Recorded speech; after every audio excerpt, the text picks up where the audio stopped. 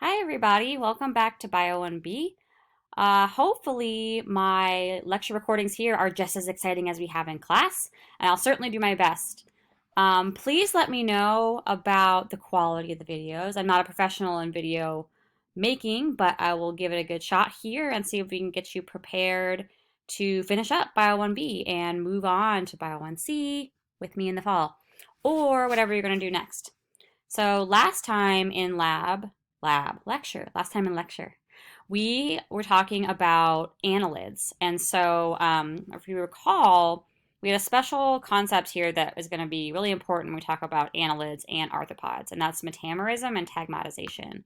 So metamerism is going to be the segmented arrangement of body parts, and tagmatization is going to be specialization of those body parts. You've seen this already when you've looked at your insects. You started pinning your insect. You've seen this, and we'll see it in annelids. We'll see it in arthropods. So what I'm noticing now is that I need to move this a little bit. Forgive me for the clunkiness of this video. Okay, we're trying. We'll work it out. So metamerism is when you have external and internal divisions of the body. So if you look down here at this worm here, we see that it's got divisions inside the body, and you can see those divisions outside the body too. So when we get to lab, whether we do it virtually or in person, we'll see these divisions. And this is one of the main reasons that we think that arthropods and annelids are closely related, is because both annelids and arthropods, which is going to be our next phylum, have this metamerism, so have external and internal body divisions. This ends up being repeated segments. So for annelids, they're going to have the same thing in each of these segments. So they're going to have a kidney in each segment. They're going to have something for gas exchange. They're going to have most of their organs in each segment. Okay, so the organs are repeated, and in this case, each segment is bound by an anterior-posterior septum, so a little tiny tissue wall in there that divides this area. Okay, so this is thought to be important for flexible support, efficient locomotion, and remember that our annelids are going to have a hydrostatic skeleton, so a water pressure skeleton, so they can have water pressure in each segment as opposed to in the whole organism, so it makes it far more efficient. This also lessens the impact of injury, right? So if you take a worm, not that you ever have, maybe when you were a kid or something, you took a worm and maybe part of the tail got cut off. But these organisms can still live then with pieces of their body gone because they have other segments that were doing the same thing. Okay. So within annelids, we have two classes. Okay. And the first one's Polychaeta. We talked about them a little bit last time. So I'll go through this quickly, but remind you that some of them can be really, really big, and they are the largest annelid class, and they're mostly marine. And so if actually you go out into the water, sometimes you can see these things. They're called clam worms, and they have these little tiny, call them parapodia, with these little hairs called setae or setae on them. And we'll get close-up pictures of those in lab too, or from our slides. Okay, so it's polychaetes, and they have all different kinds of feeding strategies because they're a really big class, lots of different species in there. So one of the main things for polychaetes is going to be that parapodia, those foot-leg structures on the side. And it's a fleshy projection. So this part here is fleshy, and then they're used like legs to grip and move. And they have these little bristles on there too that help them for more traction. So they have a soft tissue part, and then they have these chitinous bristles. So it's made of chitin, which might be familiar if you're thinking about arthropods. So some of these other features help us know that these phyla are pretty closely related. Okay. So how polychaetes are organized is going to be with the parapodia. They're also going to have muscles, so longitudinal muscles, circular muscles, ones that go along the length of the organism, and ones that go around the body of the organism. Okay. They have a gut. They have a complete gut. They also have segmented ganglia, so they have the nervous system is going to be in segments just like other organs as well. Then there's a ventral nerve cord that's going to run along the length of the organism, and a dorsal blood vessel. And so either in lab, or maybe we'll get some worms for you guys to take home to look at to see that you can really actually see the dorsal blood vessel there along the back as well. Okay.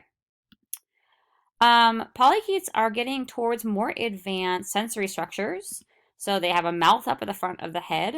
They have an esophagus up there, intestine, dorsal blood vessel. They're going to have metanephridia. So we talked about these before, right? Where we have a structure that is going to control water in the body and ions in the body. So the metanephridia is going to act like a kidney in the body. And we said that they've got a really diverse range of feeding strategies. Okay, so their head can be modified depending on how they're feeding. So if they're predatory, they might have some nice jaws with some little grabby parts in there to get their prey. If they're herbivores, they might have some more sucking kind of mouth parts or chewing kind of mouth parts. And if they're filter feeder, they might have this really nice fan structure here to collect a lot of the particles in the water. So just like lots of animals, the head is going to be modified depending on the feeding strategy. Okay. Some of them are also deposit feeders, so they might stick their head entirely into the muck and eat stuff in the muck. So maybe not very attractive, but pretty cool organisms. Okay. So in gas exchange, some of it's across the body wall, and some of them actually have gills. So these are mostly marine organisms. They might actually have gills. And what's really interesting, I think, about these polychaetes is that they have a closed circulatory system, which means that all their blood is in vessels. And we talked about mollusks before. We said that mollusks have an open circulatory system, so their blood is going to be in open sinuses and isn't going to be contained in vessels. So now in this phylum of annelids, we have a closed system. And there's actually 4 kinds of respiratory pigments. So these are things like hemoglobin in our bodies, or hemoglobin is going to be a blood protein that binds oxygen and helps carry it around our bodies. So in polychaetes, there's actually 4 types of respiratory pigments. So 4 different molecules that can help them hang on to oxygen and carry it around their bodies. So that's actually really interesting about these animals. For excretion, they're going to excrete ammonia as their waste product, and it's going to get out via diffusion. And then these metanephridia are going to help them deal with that and also deal with water and ion balance, okay? And so some will have metanephridia and some will have other different kinds of kidney-like structures. Okay, for reproduction, they're mostly dioecious, and some can reproduce asexually, but most reproduce sexually. They are going to have the gonads derived from this the phylum, okay, and then mature in the phylum, and then the gametes are going to actually either exit by the nephridia, so the kidney-like structure, or by rupture, so by just exploding out of the body as gametes. So fertilization then, where egg meets sperm, is going to be mostly external.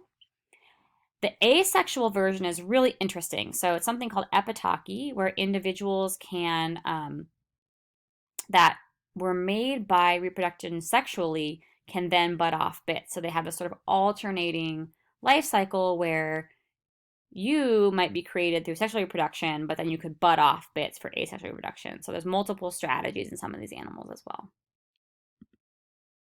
Okay, lots of really cool animals, lots of really cool polychaetes. Christmas tree worms, some of my favorite. Lots of really cool things here. We might even be able to see some if you end up making it out to Half Moon Bay. Okay, a subclass within annelids is these things called peanut worms. So subclass Sapuncula. And it's a really small group, only about 320 species of these peanut worms. And they're these benthic marine worms. So they're on the bottom of the ocean, living in the mud, living in burrows in the mud. And they're either eating in deposits, so sticking their little heads into the mud to eat, or they are going to be filter feeding, and they're pretty non-selective, so they're pretty generalist in terms of what they're actually eating. What makes them pretty unique is they have actually 2 coelomic cavities. So like you or I will have one coelom, one body cavity where you stuff all your organs. These are going to have 2. So 2 coelomic cavities in that little body. And so pretty simple organism, right? You've got this head part up here that can introvert. You've got a big long trunk. But they do have those 2 coelomic cavities, and they have a complete J-shaped gut. So that makes them very specific in terms of what they are, and they're just these pretty kind of weird deep sea worms, Sapuncula. Also interesting about them is that they don't have any blood vascular system. Okay, so they have no blood. They are relying entirely on that coelomic fluid. So the coeloms, the fluid in the coelom, to be their blood essentially, but they have no vasculature, they have no blood vessels. and they have this specialized blood pigment called hemerythrin. And so, one reason why they think potentially they might have this difference in blood carrying capacity and in sort of circulation in general is that these are going to be deep sea or just in the muck organisms. And so, you might have oxygenation issues down there, right? So, they think that this might have been a specialized evolution for oxygenation